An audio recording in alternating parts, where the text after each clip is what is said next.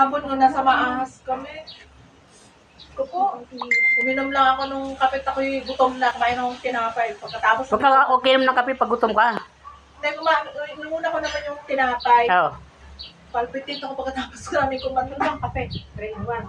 Oh, 3-in-1 pa.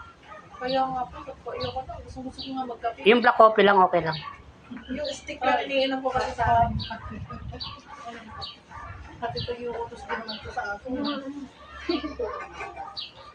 Yan palagi. At saan punta ka dito? Saan pa ba nag-isa?